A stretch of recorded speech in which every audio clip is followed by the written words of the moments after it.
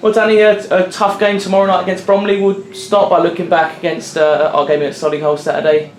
You've had time to think of the game, or how would you assess it? Charitable would probably be the word I'd use.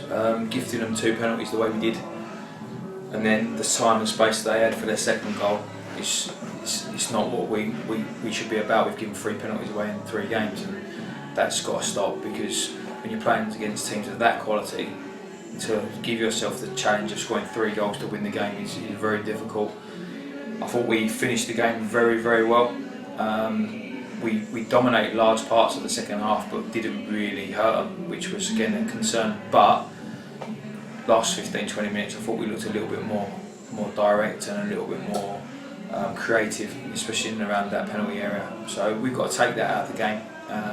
And plus, that again, like playing against Searle, they're one of the teams that, if you speak to anyone at Solihull, they are like, we're going to win the league.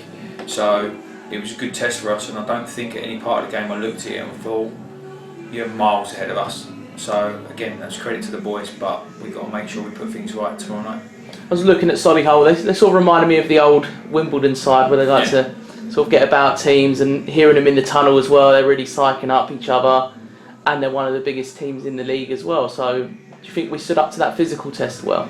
I mean, we knew that we was going to concede a lot of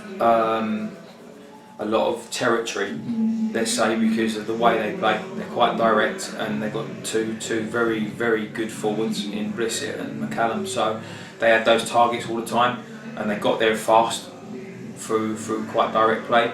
So it was always going to be a real tough, and they're an aggressive side. The staff are quite aggressive, the players are aggressive, and it's effective and it works. But no, credit to the boys, because other than our silly mistakes, it didn't really cause us loads of problems. But clinical, that was probably the best way to describe them. And some fans was sort of like, oh, it's Solihull and Fylde, we give them a close run, but they're title favourites. But the players actually looked really disappointed at the end of the game. They looked really displeased with themselves, should I say. So it weren't a case of, oh, we're playing a title favourites, we've lost by 1 goal, oh well. For us, the difference in the 2 games, different types of performances, Fylde and Solihull, both games we were disappointed. Both games, we're pleased with the performance against Fylde. We wasn't pleased with our performance against Solihull, because we know we're better than that. And that's what made it even more frustrating when you think of the type of team they are. And I've seen the press around Solihull have now found their stride, etc., etc. And I'm thinking we weren't far away, having not really performed that well. If we'd have performed a bit better in certain areas and made better decisions, I think we could have caused them enough problems to have at least got something out of the game, if not won it. I'm sure they'll have a different opinion on that, but once we started to stamp our authority on the game, they found it tough to play against us. And we just have to keep that belief going, keep making that progress that we've made so far, and ensure that as the season goes on, more and more we assert ourselves in fixtures. And we got a fixture to try and do that straight away tomorrow night against Bromley. They drew 3-3 on the weekend. What have you made of their start to the season and them as a whole? Yeah, well, they've recruited really well. I think they're unbeaten. I think it's 2 draws and a victory. And I think that when you're playing the style of football they play, because they'll be a different challenge completely again. They're good going forward. They like to get on the ball. They like to play. It's be a different type of challenge for us. All 3 games we've played so far, teams have been physically bigger and stronger than what we've been.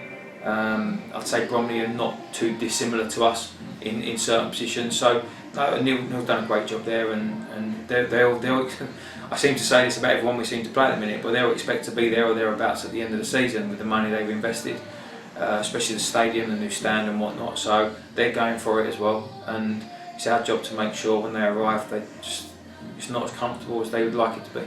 And they'll probably be coming in disappointed to have scored 3 goals at home and not won the fixture as well, wouldn't they? They'll probably come in with a point to prove. Yeah, and I think that sometimes you don't want to play teams after a performance like that, because you could be on the back end of a sort of the backlash, if you want to use the terminology, or it could be a good time to play them because they might be frustrated. From our perspective, we just deal with them when they arrive, and what precedes them generally doesn't necessarily always tell the tale. So, but we're looking forward to it. We're ready. Lads are in good spirits, and hopefully we can put on a show for our fans. And we're into the 3rd week of the season. How have you found it so far? Just the club in general, not just the performances out on the pitch. I mean, August is a difficult time because the amount of work that we want to do on a training pitch, physically we're not able to do because of obviously managing the players, game times and whatnot. So we go Saturday, Tuesday, we then get a week and then we go Saturday, Monday, and then we go Saturday, Tuesday again, and it's quite relentless in that aspect. So we've got to make sure we get through as best we can. When we start hitting those months where it's only 4 or 5, I say only, but only 4 or 5 fixtures a month, and we can actually get some real work done, because it's still a new team.